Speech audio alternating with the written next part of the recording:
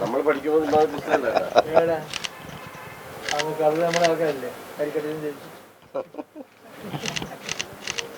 കളറടിക്കലല്ലേ.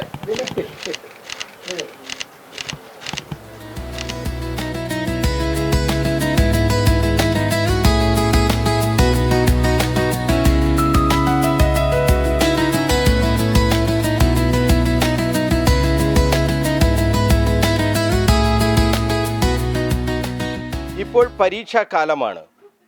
ഈ മാർച്ച് 31 വിദ്യാലയങ്ങളൊക്കെ അടക്കും. 2 മാസത്തെ അവധി. ആ സമയത്തിനുള്ളിൽ തന്നെ എല്ലാ സ്കൂളുകളിലേക്കും പാഠപുസ്തകങ്ങൾ എത്തിക്കുക വലിയ ഒരു ദൗത്യത്തിലാണ് ഇപ്പോൾ വിദ്യാഭ്യാസ വകുപ്പുള്ളത്. നമ്മളിപ്പോൾ നിൽക്കുന്നത് പയ്യാമ്പലത്തെ ജില്ലാ സ്കൂൾ പാഠപുസ്തകങ്ങളൊക്കെ സ്റ്റോക്ക് ചെയ്യുന്ന ഡിപ്പോയിലാണ്. ഇവിടെ നമുക്ക് ഈ ദൃശ്യങ്ങളിൽ നിന്ന് തന്നെ കാണാം. പുസ്തകങ്ങൾ ഏതാണ്ട് 35 ലക്ഷത്തിലധികം പുസ്തകങ്ങളാണ് ഇവിടെ ശേഖരിച്ചിട്ടുള്ളത്. വലിയ രീതിയിലുള്ള പ്രയത്നം വിദ്യാഭ്യാസ വകുപ്പിൻ്റെ ഭാഗത്തു നിന്നും ഈ പ്രവർത്തനങ്ങളുമായി ബന്ധപ്പെട്ട് നടത്തിയിട്ടുണ്ട്. മന്ത്രി രാമചന്ദ്രൻ കടന്നപ്പള്ളി ഈ പ്രവർത്തനങ്ങളൊക്കെ വിലയിരുത്താൻ ജില്ലാ ബുക്ക് ഡിപ്പോയുടെ ഈ ഓഫീസിൽ എത്തിയിട്ടുണ്ട്. അദ്ദേഹം പറയുന്ന വാക്കുകൾ നമുക്ക് കേൾക്കാം.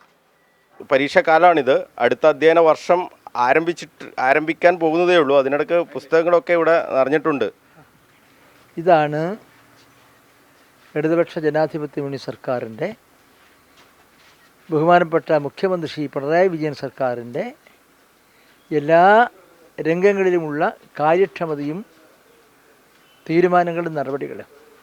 സാധാരണ ഇവിടെ കേട്ടിട്ടുണ്ട്, പണ്ട് കാലം നിങ്ങളും കേട്ട് കാണും മാധ്യമ സുഹൃത്തുക്കൾ, വിദ്യാലയങ്ങൾ തുറന്ന് 3.5 മാസം കഴിഞ്ഞിട്ടും പുസ്തകം കിട്ടാത്തതുകൊണ്ട് സ്കൂളിൻ്റെ മുറ്റത്തും DA ഓഫീസിന് മുമ്പിലും സത്യാഗ്രഹം അനുഷ്ഠിക്കുന്ന രക്ഷാകർത്താക്കളും കുട്ടികളും.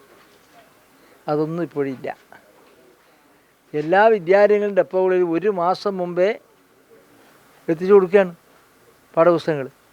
പാഠപുസ്തകം അന്വേഷിച്ച് എവിടെ പോയിട്ട് ഇവിടെ കിട്ടുന്ന ആത്മഹത്യൻ്റെ ആയിരുന്നില്ല. നിങ്ങളുടെ കയ്യിൽ കിട്ടുകയാണ്. 1 മാസം മുമ്പ് എല്ലാ ഡെപ്പോകളിലും എത്തിച്ചു കൊടുത്തു. ഇതാണ് ഈ പിണറായി സർക്കാരിൻ്റെ കാര്യക്ഷമതയുടെയും കൃത്യനിർവഹണ ബോധത്തിൻ്റെയും ഒക്കെ കാര്യങ്ങൾ. കാരണം വിദ്യാധനം സർവധന പ്രധാനം എന്നത് ഞാൻ പഠിച്ചിട്ടുണ്ട്.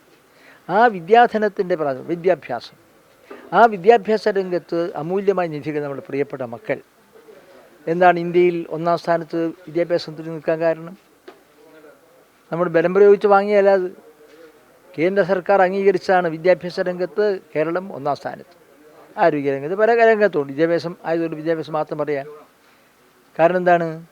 ആ വിദ്യാഭ്യാസ സ്ഥാപനങ്ങൾ നടത്തുന്നതിലും പരീക്ഷ നടത്തുന്നതിലും ക്ലാസ് നടത്തുന്നതിലും സംസ്ഥാന സർക്കാർ സ്വീകരിച്ചിട്ടുള്ള ശാസ്ത്രീയമായ പ്രായോഗികമായ നടപടികളെല്ലാം തന്നെ ഇന്ത്യക്ക് തന്നെ മാതൃകയായിട്ടുള്ളതാണ്. എപ്പോഴെങ്കിലും പുസ്തകം കൊടുക്കുക, എപ്പോഴെങ്കിലും വായിക്കാൻ കൊടുക്കുക, അതല്ല. നേരെ മറിച്ച് വിദ്യാലയങ്ങളിൽ ആഹ്ലാദഭരിതരായി വിദ്യാർത്ഥികൾ ക്ലാസ് മുറിയിലേക്ക് ആദ്യം തന്നെ പദധ്വനികളുമായി കടന്നു വരുമ്പോൾ പാഠപുസ്തകങ്ങൾ, ആവശ്യമായ പുസ്തകങ്ങൾ, ഇതെല്ലാം ലഭ്യമാകുന്നതാണ്. നമ്മുടെ സംസ്ഥാനത്തിൻ്റെ സർക്കാരിൻ്റെ നിലപാടുകൾ, വിദ്യാഭ്യാസ നിലപാടുകൾ. അതുകൊണ്ട് തന്നെയാണ് ഇന്ത്യയിൽ വിദ്യാഭ്യാസ രംഗത്ത് 1-ാം സ്ഥാനമാർക്ക് കേരളം. ഒരുപാട് A+ 1-ാം ക്ലാസ്സുകളും കിട്ടിക്കൊണ്ടിരിക്കുകയാണ്. അതെല്ലാം കാരണം ഈ കാര്യക്ഷമതയാണ്. അതിന് സഹായിക്കുന്ന വിദ്യാഭ്യാസ രംഗത്തെ അധ്യാപികമാർ, വിദ്യാർത്ഥികൾ, എല്ലാവരും. നമ്മുടെ ബഹുമാനപ്പെട്ട KV സുമേഷ് ഇപ്പോൾ ഇവിടെ എത്തിയിട്ടുണ്ട്. സുമേഷേ, എപ്പോഴും എന്തിനാണ്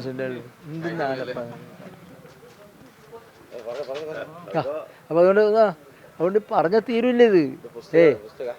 പുസ്തക വിതരണമല്ലേ, സ്കൂൾ തുറക്കുന്നതിൻ്റെ പുസ്തക വിതരണം നടക്കുകയല്ലേ. അതെൻ്റെ അഭൂതപൂർവമായ വിജയം. പുസ്തകം നോക്കിയിട്ട് മനോഹരമായ പുസ്തകം, നമുക്കെന്നെ പഠിക്കാൻ തോന്നുന്നു പുസ്തകം കാണുമ്പോൾ.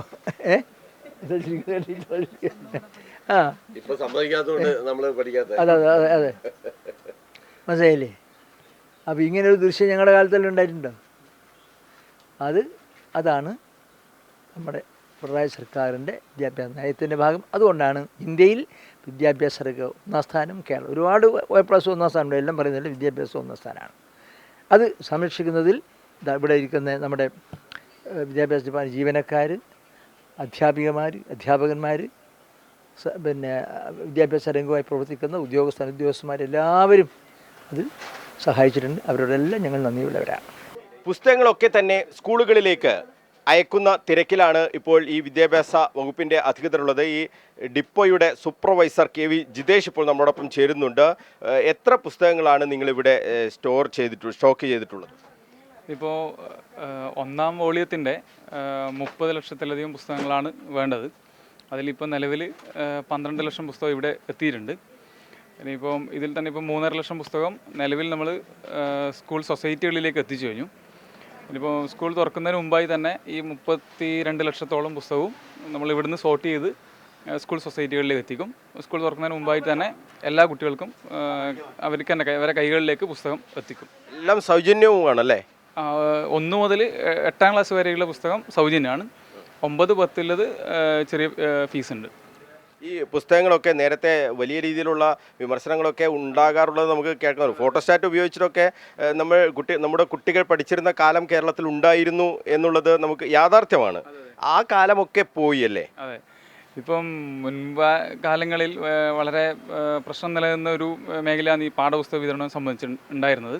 ഇപ്പോൾ ഇതിപ്പം 7ാമത്തെ വർഷമാണ് കുടുംബശ്രീയുടെ നേതൃത്വത്തിൽ പുസ്തക വിതരണം നടക്കുന്നത്. അപ്പോൾ ഈ 7 വർഷവും വളരെ കൃത്യമായ രീതിയിൽ തന്നെ 99.9% എന്ന് നമുക്ക് പറയാം, അത്രയും ആക്യുറേറ്റ് ആയിട്ട് തന്നെ നമ്മൾ പുസ്തക വിതരണം നടത്തിയിട്ടുണ്ട്. ഇപ്പം കഴിഞ്ഞ വർഷം 1ാം വോളിയം, അതായത് നമ്മുടെ ജൂൺ തൊട്ട് ഓണത്തിൻ്റെ പരീക്ഷ കഴിയുന്ന ആ കാലം വരെയുള്ള ഓണം നേരത്തെ വന്നാലും പ്രശ്നമില്ല. ഇല്ല, ഓണം നേരത്തെ വന്നാലും പ്രശ്നമില്ല, കുട്ടികൾക്ക് പുസ്തകം എത്തും. 1ാം വോള്യത്തിൽ 32 ലക്ഷവും 2ാം വോള്യത്തിൽ 20 ലക്ഷം പുസ്തകങ്ങൾ കഴിഞ്ഞ വർഷം നമ്മൾ വിതരണം ചെയ്തിട്ടുണ്ട്. ഈ വർഷവും അത്രയും തന്നെ ഇൻറ്റൻറ്റ് ഉണ്ട്. അപ്പം അതിനനുസരിച്ച് തന്നെ നമ്മൾ വിതരണം ചെയ്യും. ഇപ്രാവശ്യം നമ്മൾ ഫെബ്രുവരി തൊട്ട് തന്നെ അടുത്ത വർഷത്തേക്കുള്ള പുസ്തകത്തിൻ്റെ മറ്റ് നടപടികൾ ആരംഭിച്ചിട്ടുണ്ട്. സ്കൂളുകൾ ഇവിടെ വന്ന് ഈ പുസ്തകങ്ങൾ എടുക്കുകയാണോ വേണ്ടത്, അല്ല നിങ്ങൾ തന്നെ അവിടെ എത്തിക്കുകയാണോ? അല്ല, എയ്ഡഡ് അതുപോലെ ഗവൺമെൻറ് സ്കൂളുകൾ നമ്മൾ സ്കൂൾ സൊസൈറ്റികളിലേക്ക് എത്തിക്കും. അൺഎയ്ഡഡ് സ്കൂളുകാർ ഇവിടെ വന്നിട്ട് പുസ്തകം എടുക്കും. എല്ലാം അതിൻ്റെ കാര്യങ്ങളൊക്കെ ക്ലിയർ? അതെല്ലാ കാര്യങ്ങളും കഴിഞ്ഞ ഡിസംബറിന് മുൻപ് തന്നെ എത്ര പുസ്തകം ആവശ്യമുണ്ട് എന്നതിൻ്റെ ഇൻറ്റൻറ്റ് അതത് സ്കൂളുകാർ ഓൾറെഡി സബ്മിറ്റ് ചെയ്തിട്ടുണ്ട്. ഇങ്ങനെ ലക്ഷക്കണക്കിന് പുസ്തകങ്ങളൊക്കെ വരുമ്പോൾ ഇത് സൂക്ഷിക്കുന്നതിന് വേണ്ടിയുള്ള ഒരു സംവിധാനം അതൊന്നുകൂടി ശ്രദ്ധിക്കേണ്ട വിഷയമല്ലേ? ഇവിടെ ഇപ്പം നമ്മൾ ഈ കാണുന്ന ഈ ബിൽഡിങ്ങും നിലവിൽ ഇപ്പോൾ നമ്മൾ സംസാരിക്കുന്ന ഈ ബിൽഡിങ്ങുമാണ് മെയിനായിട്ട് ഇവിടുത്തെ ജില്ലാ ഡിപ്പോ ആയിട്ട് പ്രവർത്തിക്കുന്നത്. ഇതിലിപ്പോൾ കഴിഞ്ഞ വർഷം ഒരു 10-14 ലക്ഷം രൂപ മുടക്കിയിട്ട് ഈ ബിൽഡിങ് നവീകരിച്ചിട്ടുണ്ട്. പക്ഷെ ഇപ്പം നമ്മൾ നിൽക്കുന്ന ഈ ബിൽഡിങ് നിങ്ങൾ കണ്ടാൽ അറിയും, പല തവണയും വിദ്യാഭ്യാസ വകുപ്പൊക്കെ ഇടപെട്ടിട്ടുണ്ട്. പക്ഷേ ഇതൊരു സ്കൂൾ അല്ലാത്തതുകൊണ്ടുള്ളൊരു മറ്റ് പദ്ധതി ആണെങ്കിൽ ഹൈടെക് ആയി തന്നെ ഇപ്പോൾ അതിൻ്റെതായിട്ടുള്ള ചില സാങ്കേതിക പ്രശ്നങ്ങൾ നിലവിലുണ്ട്. അപ്പോൾ എങ്കിലും പരമാവധി നമ്മൾ ഇത് നല്ല നിലയിൽ തന്നെ കൊണ്ടുപോകാൻ വേണ്ടി ശ്രമിക്കുന്നുണ്ട്. മഴയൊക്കെ വന്നാൽ ചോരുന്ന പ്രശ്നങ്ങളൊക്കെ ഉണ്ടോ? ഇല്ല, ചോർച്ച കാര്യങ്ങളൊന്നുമില്ല. ഇപ്പം മുകളിൽ റൂഫിംഗ് എല്ലാം നല്ല നിലയിലായതുകൊണ്ട് ചോർച്ചയില്ല. പക്ഷേ ഇവിടുത്തെ ജനലും അതുപോലെ തന്നെ നിലവിലുള്ള ഇത് നടക്കുന്ന ഭാഗം പ്രശ്നമാണ്. അതുപോലെ തന്നെ ഇവിടെ വനിതാ TTI ആണ്, പിറകിൽ ഹയർ സെക്കൻഡറി RDD ഓഫീസാണ്, ഇത് ബുക്ക് ഡിപ്പോ. ഈ 3 ജില്ലയിലെ പ്രധാനപ്പെട്ട ഒരു കേന്ദ്രം ഈ ഒരു കോമ്പൗണ്ടിൽ പ്രവർത്തിക്കുകയാണ്. അപ്പോൾ ഇവിടെ വർക്ക് ചെയ്യുന്നത് പ്രധാനമായിട്ടും വനിതകളാണ്, കുടുംബശ്രീ വനിതകളാണ്. 10-18ഓളം വനിതകളാണ് ഇവിടെ വർക്ക് ചെയ്യുന്നത്. അപ്പം രാത്രിയിൽ ഉൾപ്പെടെ നമുക്ക് ജോലി ചെയ്യേണ്ട സാഹചര്യം ഉണ്ടാകാറുണ്ട്. കാരണം നമ്മൾ സമയബന്ധിതമായി പുസ്തകം വിതരണം ചെയ്യുന്നതിന് വേണ്ടിയിട്ടുള്ള നല്ല പ്രവർത്തനം ഇവിടെ നടക്കുന്നുണ്ട്.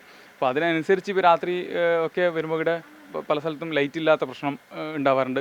അതുപോലെ സാമൂഹ്യ വിരുദ്ധരുടെ ചില ഒരു പ്രശ്നം ഇപ്പം സമീപകാലത്ത് ഉണ്ട്. ഇപ്പോൾ നമ്മുടെ ഇവിടുത്തെ വാഷ് ബേസെല്ലാം അടിച്ചു പൊളിക്കുന്ന സ്ഥിതി ഉണ്ടായിട്ടുണ്ട്. അപ്പം അങ്ങനെയുള്ള ചില പ്രശ്നങ്ങളുണ്ട്. എങ്കിലും നല്ല നിലയിൽ തന്നെ നമ്മൾ ഈ പുസ്തക സോർട്ടിങ്ങും വിതരണവും എല്ലാം നടത്തുന്നുണ്ട്. അപ്പോൾ ഇതിനും ഒരു ഫണ്ട് ലഭ്യമാകുമെന്നാണ് അറിയുന്നത്. വിദ്യാഭ്യാസ വകുപ്പിലത്തെ ഉദ്യോഗസ്ഥർ നല്ല നിലയിൽ തന്നെ ഇടപെടുന്നുണ്ട്. MLA-യോടും മന്ത്രിയോടും ശ്രദ്ധയിൽപ്പെടുത്തിയിട്ടുണ്ട്, നോക്കാമെന്ന്. അതെ, MLA-യുടെ ശ്രദ്ധയിലും പെടുത്തിയിട്ടുണ്ട്. അതുപോലെ തന്നെ മറ്റ് ഈ KBPS-ൻ്റെ ശ്രദ്ധയിലും പെടുത്തിയിട്ടുണ്ട്. പക്ഷെ അതിൻ്റെ നിലവിൽ ഫണ്ട് കാര്യങ്ങളൊന്നും തന്നെ ലഭിച്ചിട്ടില്ല. എന്തായാലും വിദ്യാഭ്യാസ വകുപ്പിൽ നിന്ന് അതിൻ്റെ സഹായം ഉണ്ടാകും എന്ന് തന്നെയാണ് പ്രതീക്ഷിക്കുന്നത്. എന്തായാലും പരിമിതി അവിടെ മാറ്റിവെക്കുകയാണ്, പുസ്തകങ്ങൾ എല്ലാവർക്കും കുട്ടികളുടെ കൈകളിലേക്ക് പുസ്തകങ്ങൾ എത്തിക്കുകയാണ്. തീർച്ചയായും എല്ലാ പരിമിതികളെയും മറികടന്നുകൊണ്ട് തന്നെ കഴിഞ്ഞ 7 വർഷവും നല്ല നിലയിൽ തന്നെ പുസ്തകം വിതരണം ചെയ്തിട്ടുണ്ട്. ഇപ്പോൾ സംസ്ഥാനത്ത് തന്നെ ഏറ്റവും കൂടുതൽ പുസ്തകം ഉള്ളത് മലപ്പുറത്താണ്. അത് കഴിഞ്ഞാൽ കോഴിക്കോടും കണ്ണൂരുമാണ്. ഇപ്പോൾ കഴിഞ്ഞ 7 വർഷവും നിങ്ങൾ പരിശോധിച്ചാൽ മനസ്സിലാവും. 7 വർഷത്തിന് മുൻപ് ഉള്ള സാഹചര്യവും ഇപ്പോഴുള്ള സാഹചര്യം നിങ്ങൾ മാധ്യമപ്രവർത്തകർ പരിശോധിച്ചാൽ മനസ്സിലാവും. വളരെ കൃത്യമായി 99.9% നമ്മളെ കയ്യിൽ ഡാറ്റയുണ്ട്. സ്കൂളുകളിൽ അന്വേഷിച്ചാൽ മനസ്സിലാവും. നമ്മൾ ഏറ്റവും സുതാര്യമായ രീതിയിൽ അതും പ്രധാനപ്പെട്ടതാണ്. ഏറ്റവും സുതാര്യമായ രീതിയിലും കൃത്യമായ രീതിയിൽ നമ്മൾ വിതരണം നടത്തിയിട്ടുണ്ട്. രാത്രി 12 മണിക്കും 1 മണിക്കും ഉൾപ്പെടെ വനിതകൾ തന്നെ പുസ്തകം ഇറക്കുന്നതിന് വേണ്ടി ഇപ്പോൾ കൂത്തുപറമ്പ് കണ്ണവത്തൊക്കെ പോയിട്ട് ഒരു വർഷം വണ്ടിക്ക് കംപ്ലൈൻ്റ് ആയിട്ട് രാത്രി കാടിൻ്റെ സൈഡിൽ നിൽക്കേണ്ട അവസ്ഥ വരെ ഉണ്ടായി. പിന്നീട് പോലീസുകാർ വന്ന് സഹായിച്ചിട്ടാണ് അവർ ഇവിടത്തേക്ക് എത്തിയത്.